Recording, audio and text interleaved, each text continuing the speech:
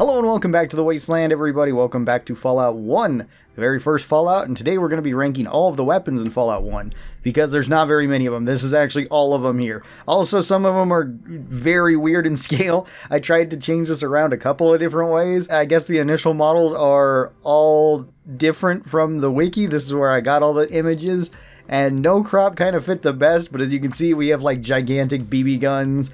We've got gigantic shotguns and then like normal sized knives and stuff. So let's talk about all of these and which ones are the best in the very first Fallout game. So first up, let's go over the unarmed weapons, of which we have 4 of them in total. There's not a whole lot of weapons in Fallout 1. First up, we've got our brass knuckles. And brass knuckles make an appearance once again in the Fallout games. They've been in, I think, every single Fallout game so far, which makes sense. Brass knuckles are pretty common throughout the Wasteland.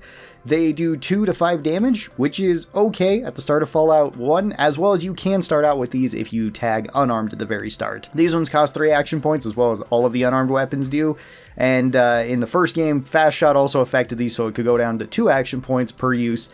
These ones were honestly probably one of the best weapons in the very early game of Fallout 1, because if you tag unarmed, it's very likely to hit the rats and other things that you're going to be fighting at the start of it. And you start out with a pretty decent weapon. So brass knuckles, even though they don't do very much damage and they will get outclassed later, at the very start of the game, I would say they're like a B tier and kind of stay there for quite a while until you can swap them out for something else. Up next, we have the Power Fist, which is on the complete opposite end of the brass knuckles, where this one is the very last unarmed weapon that you're going to be unlocking, and you can actually get these fairly early on too in Fallout 1. These ones do 12 to 24 damage, which is much higher than the brass knuckles. It's the highest out of any of these unarmed weapons. In the original Fallout game, as well as Fallout 2 and Fallout Tactics, the Power Fist actually used ammunition. It used the small energy cells, same thing that would go to like the plasma pistol and the laser pistol. So it did need to be reloaded, however, this held 25 rounds in it, so you could get off 25 punches before you needed to reload it, and this was arguably one of the most overpowered weapons in Fallout 1. Even though like 12 to 24 damage is not the highest amount of damage that we'll be seeing on this list, the fact that it only took 3 action points, one of those could be deducted thanks to Fast Shot that you could tag right at the very start, so you could go down to 2, and then there was another perk that was called bonus hand-to-hand attacks, which took it down another 1, so it costed 1 action point to use this. You could attack with this, I think, the most out of any weapon to do the most amount of damage. There were some other weapons that could potentially out-damage this, but this one was one of the best, so this one's got to go all the way up to S tier. The Power Fist was incredibly overpowered in the very first game if you built it right. Even if you didn't, it was still very strong.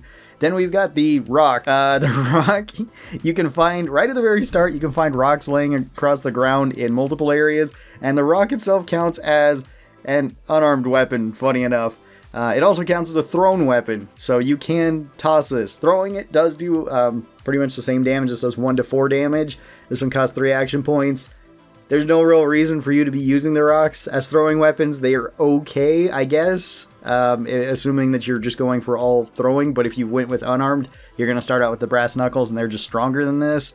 So the rock's got to go into D tier. Sorry, rock, it's just not way great. And then our very last unarmed weapon is the spike knuckles. This one is basically just twice as good as the brass knuckles. You can find these all over the place. Super mutants tend to carry them. Raiders tend to carry them too. They do 4 to 10 damage. They're pretty strong overall. They're better than something like brass knuckles, but by the time you're getting them, it feels like just a natural upgrade, and then you're going to swap it out for the Power Fist. So I'm going to put this up into B tier as well, mostly because this one starts out so dang strong and stays that way for a bit. Then you get like a little bit of time where switching to spike knuckles makes a little bit more sense, but then you're just going to swap to the Power Fist. So I'm not going to put it any higher than that, even though I think you could argue it up to A tier because it is still pretty decent. And up next, we've got melee weapons. And first up, we've got the cattle prod. I'm just going down in alphabetical order too for these. So the cattle prod is going to be a late game melee weapon, and this weapon is kind of awkward. I don't really like it as much as like the Power Fist, even though it's very similar in terms of damage. This one does 12 to 20 damage. This one costs 4 action points to be using, so it's going to cost more action points to the Power Fist regardless of how you build this. And this one also uses ammunition. This one also uses the small energy cells and holds 20 rounds. This one is just kind of worse than the Power Fist, but if you want to use it, it's still quite strong. So I would probably put this one into A tier. It's still good, but you can get a Power Fist at around the same time, and if you'd went with unarmed, that's going to be stronger than going with melee. There's also another weapon that's going to be coming up that's just better than this weapon that functions very similar to it. Then we got the club. This is a good old billy club. You can find this as soon as you get to like Vault 15, I believe. And the club does 1 to 6 damage, costs 3 action points.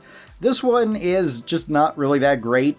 It's just not a great melee weapon for you to be using, especially considering that the knife is just kind of better than this, because this can only be a swinging weapon, whereas the knife can be a swinging and a thrusting weapon. So it's got a little bit more versatility, so this one's going to have to go to D tier as well. Then we got the combat knife. This is 3 to 10. This is very similar to like the spike knuckles, and you get it around the same time as the spike knuckles. Costs 3 action points to be using. It's probably going to go on the same tier as the spike knuckles. Spike knuckles can do slightly more damage at 4 to 10 rather than 3 to 10, but you can get a combat knife right as soon as you get to Vault 15 as well, I believe.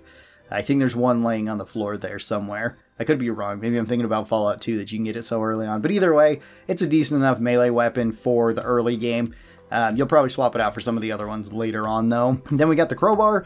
Crowbar is the exact same in terms of damage as the combat knife.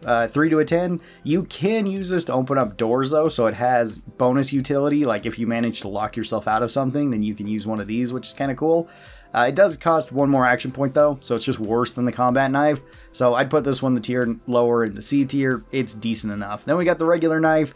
This one does 1 to 6 damage. Very similar to like the knuckles, and you can start out with this. Well, you're always guaranteed to start out with a knife, as well as I think there's a knife on the skeleton right as soon as you leave Vault 13. So you can just pick that up if you don't have one. This one's okay. I would still say like unarmed is a little bit better with the brass knuckles, but this one's pretty similar. You have more consistent damage with the brass knuckles, less so with the knife, but since you get it so early on, it can still be decent in the very early game. You'll probably swap it out for some of these other options, though. Both of these kind of just have a straight upgrade in like the mid game. Then we have the Ripper, which is the strongest melee weapon in this game pretty much. Oh, I should have also mentioned the Power Fist has another bonus to it, which the Ripper also does, which just ignores 80% of armor. So that makes the Power Fist even better. The Ripper is very similar to this, where this does 15 to 32 damage. This one uses 4 action points, so it's not as action point efficient as the Power Fist is, which is why it's just not going to be quite as good as it. It's still very strong, though, and this one also uses the small energy cells. The Ripper used to take ammunition as well. This one held 30 rounds in it, though, so you could use it 30 times before you needed to reload. Very similar to the Power Fist, just slightly weaker than it, so it's also going to go up into S tier. It's pretty much the best if you want to go with a melee weapon. Then we've got this Sledgehammer. The Sledgehammer is a big old two-handed weapon, as you would kind of expect, and this one does 4 to 9 damage, which is okay. It's not a ton of damage. It's very similar to like the combat knife. You can get a Sledgehammer as soon as you get into Shady Sands, though, so you get it like right at the very start. You may have not even fought anything outside of the rats in the very first vault. Even then, you may not have even fought them. And the Sledgehammer costs more action points than other weapons. This is 4 or 5 action points depending on the attack. It does have longer reach than the other melee weapons we've talked about so far. It does require more strength though too. So Sledgehammer's a little bit awkward. I don't really tend to use it that much, as well as the Sledgehammer and the Super Sledge kind of have the knockback effect, where if you hit something with it, they will go sliding and you have to wait for the whole animation for the enemy to keep sliding before you get to take your turn, or before the enemies get to take their turn, which does somewhat slow down combat. So I'd put this one into C tier. It's not really that great, but it's okay. Then we got the Spear. The Spear is both a thrown weapon as well as a melee weapon. This one has just as long a reach as the Sledgehammer. Does the same damage as the combat knife with 3 to 10. And this one costs 4 action points to use to stab with. I think it's 5 when you throw it. This one's also two-handed, requires about the same amount of strength as a lot of these other melee weapons. This one I'd also put up into B tier. It's okay. Probably on par with some of these. Some of these weapons really push some of the other ones down, at least in terms of total space. Then we've got the Super Sledge. Super Sledge is basically just an upgraded Sledgehammer. This one does 18 to 36 damage, which is the highest amount of damage out of any of the weapons that we've talked about so far, although these two do ignore armor, so that makes a difference. Super Sledge costs 3 or 4 action points depending on what you're using with it. Does require actually just average strength at like 5, so that's pretty good. This weapon does have the knockback effect on it as well. This one is probably the most practical if you don't want to go through the ammo, but I mean, reloading is not that big of a deal with these other weapons later on. So Super Sledge is probably also up into S tier, but it is probably lower than these other two, just because they ignore armor, or like the Power Fist where it ignores armor and it's more action point efficient. So yeah, just kind of good. Well, actually these can be tied, but it has to be with the swing. The thrust is a little bit less, so yeah, probably in this order for melee weapons. Then our very last melee weapon is the throwing knife, which also counts as a throwing weapon. This one does 3 to 6 damage, which is better than the regular knife. It's quite a bit better since it has higher minimum damage. This one costs 4 action points to swing though, so it's less action point efficient, doesn't require very high strength. Throwing knives are okay. Again, for throwing weapons, they're fine, but I wouldn't really use them over the combat knife, and you're going to be getting that about the same time. So I'd probably put this one on the high end of C tier. And that does all of our melee weapons, as well as all of our unarmed weapons. There's not a whole lot of weapons in this. Let's go over the guns now. So first up, we got small guns. And let's go over the pistols first, even though technically only 3 of these count as pistols, which are these 3 right here. And then these other 3 count as submachine guns, even though 2 of these are just pistols because they can only be semi-auto. It's just the model itself. That's just the way the wiki has it. There's really only 1 submachine gun here. First up, we've got the 10mm pistol, which the 10mm pistol is your starting pistol. You get it right as soon as you start the game. This one does 5 to 12 damage, has decent range, costs 5 or 6 action points depending on whether you're using regular shots or aim shots. Uses the 10mm round, which is one of the most common rounds in the game. It's all around actually quite solid. It's a really good starting weapon. So I'd put this one high up into B tier because it doesn't fall off until you can get the submachine gun, which you can get right away. So it is not as good as that.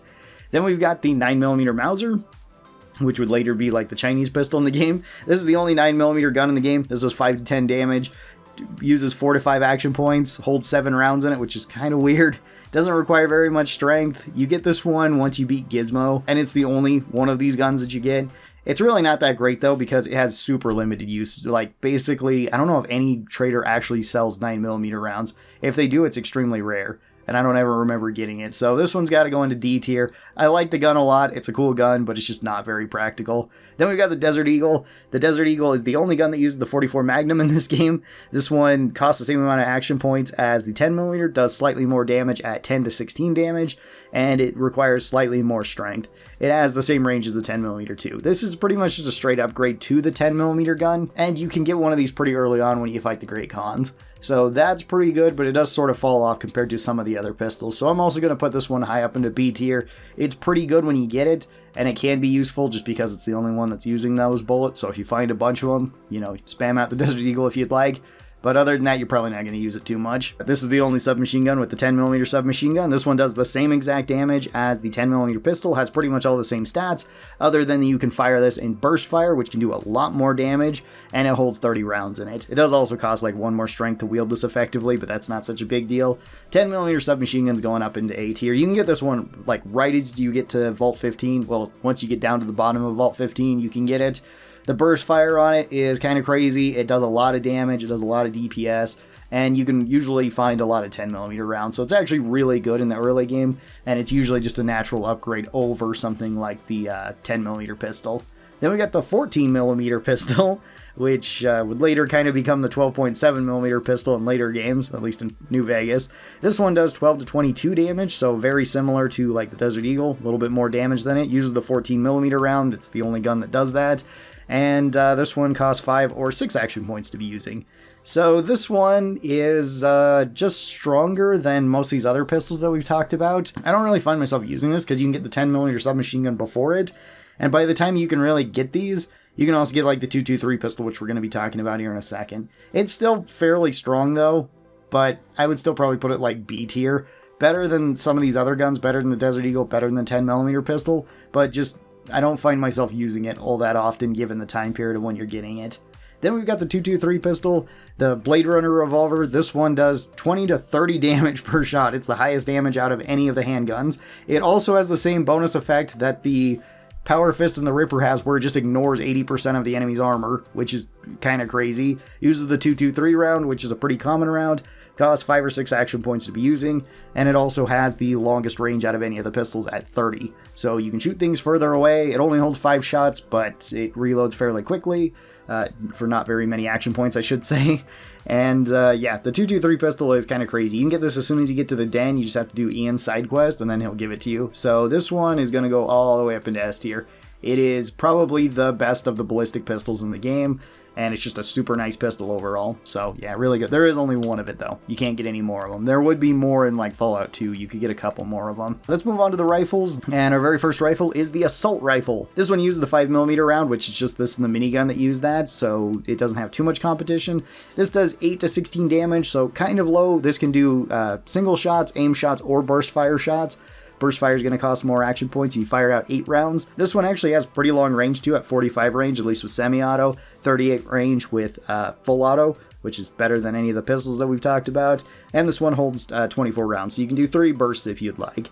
The assault rifle is actually pretty decent, especially since you can get this one like right as soon as you get to the den, and spraying down enemies with it is pretty efficient. It's not necessarily crazy, but it is still quite good, so I'm going to put this one like high up into B tier. It's also a pretty nice rifle. If you're just using it in burst fire, that's very similar to like the 10mm submachine gun. It's just that you can get this one like immediately, so that's what pushes it a little bit higher. Maybe I'd put this on like the low end A tier because I think it's better than these other weapons here. It's decent enough. Then we've got the hunting rifle, also using the 223 round. You can get this one also in Vault 15, so right at the very start of the game. Although it is kind of hidden. It's not really hidden, it's just hard to see in the floor that it's on. Because it's just in like one of the bathroom stalls on, I think, the second floor. You can pick this up, does 8 to 20 damage, has very long range of either 40 or 45 if you're doing aim shots, costs 5 or 6 action points, holds 10 rounds in it. This one's actually very solid for the early game. I'd put it up into A tier, it's really good. It will get outcompeted by like the 223 pistol later on though, for the same sort of job that it's doing. And it will also get outcompeted by like the sniper rifle, but since you can get this one right at the very start, it is really good at the start. Then we got the BB gun and the unique BB gun. So the regular BB gun does 1 to 3 damage, uses BBs, holds 100 rounds, costs 4 to 5 action points, actually has 30 range, the same as the 223 pistol. The regular BB gun is pretty bad. You're basically never going to use it. BBs are also very hard to come by. So this one is going to go down to D tier, it's just not very good. The unique one, on the other hand, is much better though. This one does 25 to 25 damage, so it is very consistent in terms of damage. This one uses 4 to 5 action points to be using, holds 100 rounds in it, uses the BBs, has slightly longer range than the regular BB gun at 32. And this one also doesn't cost like really any strength to be using, as you'd kind of expect. This one is from a random event though, so random events are truly random in the first Fallout game, where you do just need to run into them, and if you have high luck, then there's more of a chance of running into them. So if you're running a high luck build and you find this one early on, it is really strong, and I'd put it up into like A tier, because it's better than the assault rifle or the hunting rifle in most instances. It's kind of better than all these weapons right here, just for the amount of consistent damage it has, but it is tied to a random event, so it's probably going to be less than this for most players unless you're running like a 10 luck build. And then our very last rifle is the sniper rifle. This one does 14 to 34 damage, has the longest range in the game at 50. This one costs 6 or 7 action points. It costs more so than other weapons. And this one also uses the 223 round like the hunting rifle. The sniper rifle is a pretty good mid-game option if you have enough money to buy it, because there's not a whole lot of characters that actually carry around sniper rifles, so you're probably going to have to buy this, and it's going to cost you a lot. Assuming you got the money though, this one's like at the top of A tier, it's really good. Then we've got the shotguns, where we have 2 of them. So we've got the double barrel shotgun. This one does 12 to 22 damage, costs 5 or 6 action points to be using, and has a whopping 14 range. It's very close range. Also only holds 2 shots, as you would imagine.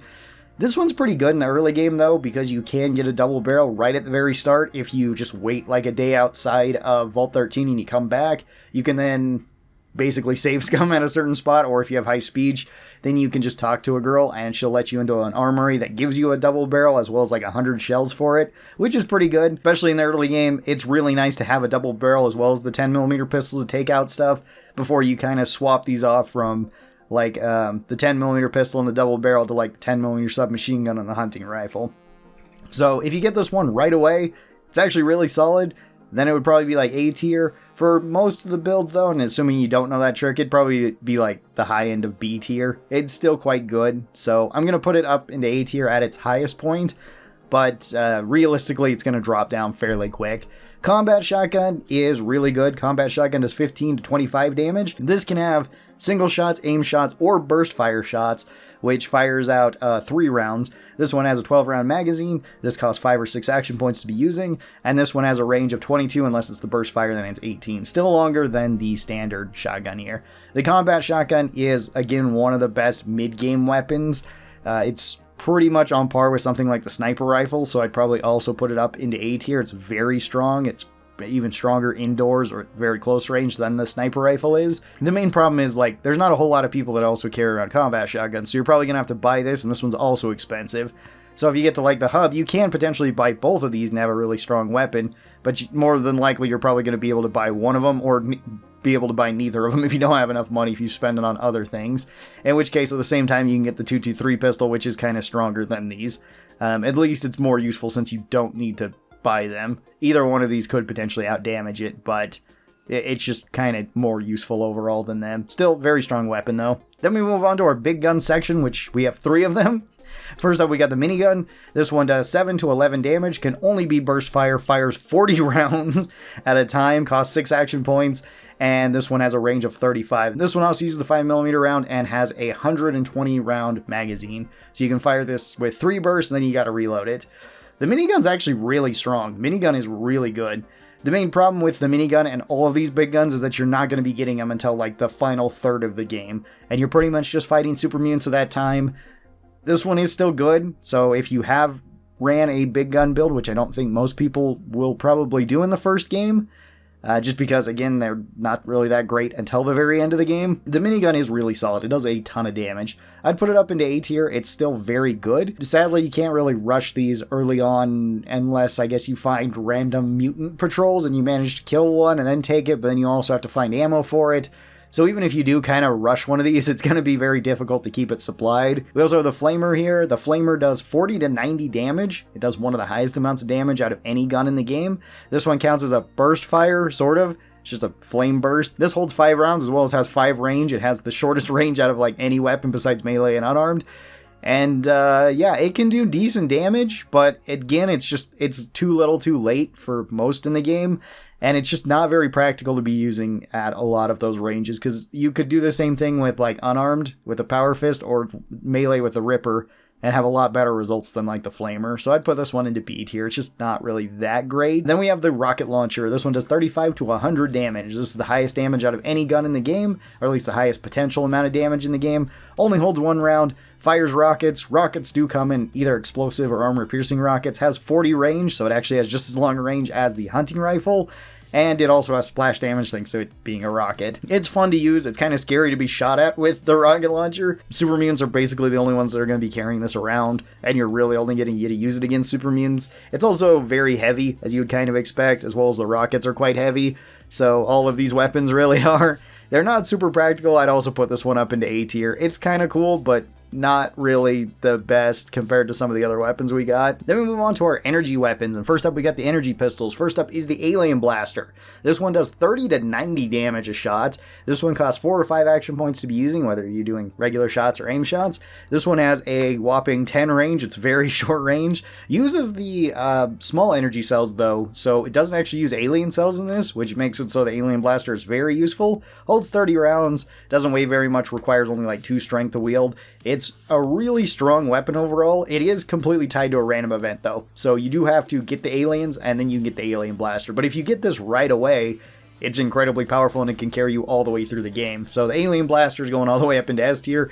It is really, really good if you do get it. If you don't have a high luck build, then you're probably not going to get it though. Then we have the laser pistol doing 10 to 22 damage. Pretty much on par with like the Desert Eagle or the 14mm pistol. This one costs 5 or 6 action points, has 35 range, which is pretty good, and it holds 12 rounds. These ones are kind of rare. Energy pistols are actually fairly rare to get later on, which makes them kind of awkward. So the laser pistol I'd say is like B tier. It's just not really that great by the time you're getting it, unless again you kind of rush it and you get sort of lucky in finding one of these. So there are a couple of places where they do spawn, and if you know about that, then that can be kind of useful, but it's still kind of awkward. Then we got the plasma pistol doing 15 to 35 damage, costing 5 or 6 action points, having 20 range and holding 16 shots. The plasma pistol is just an upgrade over the laser pistol, and you can find them about as easily as you can one another, so I'd also put this up into A tier. They're not the best energy weapons, the alien blaster being the exception here, But the other two are still decent weapons. They're better than a lot of other pistols are. So it's kind of nice if you can get them and if you're going with an energy weapon build, which energy weapon builds are really strong in these older games, actually. Then we move on to the energy rifles, where we've got the Gatling laser first, since it kind of falls into here, and it's not a big gun in this game. This one does 20 to 40 damage, fires 10 rounds in a burst. It can only be burst fire, costs 6 action points, has 40 range, which gives it longer range than the minigun, and it uses the microfusion cells. It also holds 30 rounds, so 3 bursts, and then you got to reload it. Similar to the minigun, it's basically the same as the minigun, it's just the energy weapon equivalent of it. You're going to be doing roughly the same amount of damage and damage per second with this weapon, so it is still quite good, but Gatling lasers are very rare. You're probably not going to be finding them until the very end, so again, it's just a little bit too little too late. So I'm also going to put this one high up into A tier. I think it's really good, but it's not crazy. Then we got the laser rifle. The laser rifle is quite strong in this game. This one does 25 to 50 damage, holding 12 shots and having 45 range. It has the second longest range out of anything in the game. This one also costs 5 or 6 action points, and the laser rifle is really good. You can get these about mid-game, more going into the end game. Super mutants tend to carry them around a lot. The laser rifle is really good. Laser rifle is better than like the sniper rifle is in most situations, and you can get them about at the same time, so laser rifle is usually like my go-to if I want something for longer ranges, and it tends to beat out some of the other weapons. So I'd probably put this up into S tier because I think it's the best long-range option you got in the game. It's better than the sniper rifle. It's better than all the other guns that we have up here in terms of range to accuracy, besides maybe something like the minigun or the Gatling laser. But again, you're getting those very late compared to the laser rifle, which you can get somewhat more early on. Then we've got the plasma rifle, which would later kind of be the plasma caster because of the way that it looks. So both these kind of got changed quite a bit. This one does 30 to 65 damage, costs 5 to 6 action points, holds 10 rounds, only has 25 range though. It has less range than the laser rifle does. Still, it is very strong and it's very scary when super mutants start showing up with these. So this one, I'm going to put it up into A tier, but that's mostly because we have another plasma rifle, which is even better than this. If this one didn't exist, then this one would probably also be S tier. It's just, there's no real reason to be keeping the regular plasma rifle if you can turn your plasma rifle into a turbo plasma rifle. So the turbo plasma rifle does 30 to 70 damage, slightly more damage than the regular plasma rifle. However, this one costs 1 action point less to use. This is only 4 to 5 action points to be using, which if you go with fast shot and you go with bonus rate of fire, this can go all the way down to just 2 action points each time you want to shoot it. Still has 35 range, still holds 10 rounds. This one is at the very high end of S tier. The turbo plasma rifle is generally like the best end game weapon in the game, really. At least that you can consistently get, since something like the alien blaster isn't really there. And, well, like, the Power Fist is still probably up here with the Turbo Plasma Rifle, but both these are very, very strong weapons. So, yeah, really good here. And that does it with all of the ballistic weapons. The next thing we have are kind of throwing weapons, although we went over a couple of them, like the spear, the rock, and the throwing knife, so we're not going to be going over them again. They all have the same amount of damage as they would be when they were melee. They just have different range, with the spear having the shortest reach, but the other one's always having the same reach at 15. The spear has 8, so half the amount. I guess that's just because it's heavier. Anyway, first up we got the flare. The flare does 1 damage when you throw it out. So the flare isn't really that good. However, the flare does come with its own unique bonus, where once you throw out the flare, it also makes it so in low light conditions, you also have higher chances of hitting with other weapons. So throwing flares out before a fight or during a fight isn't necessarily a bad thing, even if you suck at throwing. Like, the flares still have some utility, it's just as a weapon themselves, they kind of have to go to D tier. They're the weakest weapon in the entire game. Then we got frag grenades. This one does 20 to 35 damage, costs 4 action points to throw. And yeah, these ones are pretty good for just breaking up formations. You can get them fairly early on. Frag grenades are probably going to be like your go-to if you're doing a throw build. So they're pretty decent. I'd probably put them up into like A tier. They're not bad. Then we got Molotovs. You can find these early on, kind of like frag grenades. You can find them a little bit more early on, I guess. This does 8 to 20 damage, costs 5 action points to use though. And they just don't do as much damage. They're okay as a throwing weapon, but you're going to want to have like regular grenades over these. Then we got plasma grenades. Plasma grenades do 40 to 90 damage. They're basically just an upgrade over frag grenades, like they pretty much always are in these games. They're not as common though. Once you get to about the mid game though, then they become more common, and you'll want to have a combination of these and frag grenades if you're going with throwing, because they are pretty good for breaking up crowds. So, like, plasma grenade, I would also probably put, like, at the very high end of A tier. Although frag grenades are going to be a lot more common, so you're probably going to be using them more often. Both these are very good grenades, though. And then our last grenade is the pulse grenade, which the pulse grenade didn't only do damage towards robots. That just became a thing later on in the Fallout games. This one actually did 100 to 150 damage to everything.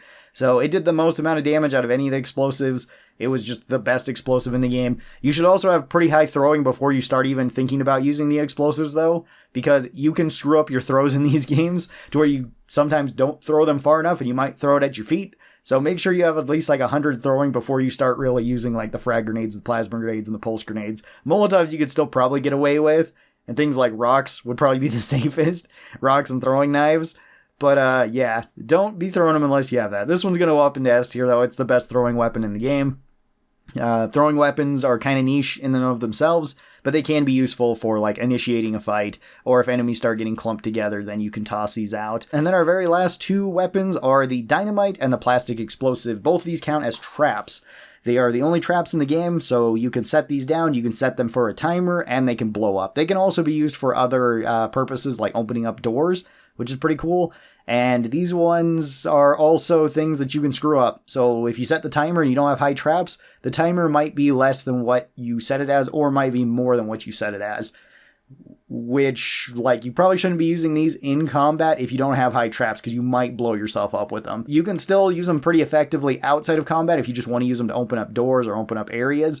Then that still works, but yeah, the timed explosives are a little bit finicky, and you don't want to be blowing yourself up with them. If you have high traps, then the timer should work normally. But yeah, dynamite does 30 to 50 damage, so a lot of damage, and if you can set these down in time, then that's pretty good. I'm going to put this into C tier, because I've always found traps in these games to be very finicky, and it's very hard to get enemies to run across them in time for you to get them to blow up and do damage. They're mostly useful as like an initiation thing, or if you're going to set it up before enemies even know that they're like enemies. So yeah, dynamite, probably right there. C4 is just better, or the plastic explosives. This one is 40 to 80 damage. Still kind of finicky though, and yeah, I'm going to put it into B tier. I don't find myself using the traps all that much in these older games, but they can be pretty devastating overall. And this is where I'd put all of the weapons in Fallout 1. As you can see, there's not a whole lot of them, but some of these are quite good. We'll be doing this as well with the Fallout 2 weapons, which we have more of them to talk about, and that should be pretty fun. Weapons like big guns get a whole lot better in that game as opposed to what they were in this, which are still very solid. It's just you only get them at the end of the game. Either way, tell me your thoughts on the Fallout 1 weapons. Thank you guys so very much for watching this. I hope that you guys enjoyed it, and I'll talk to you next time. Bye-bye, everybody!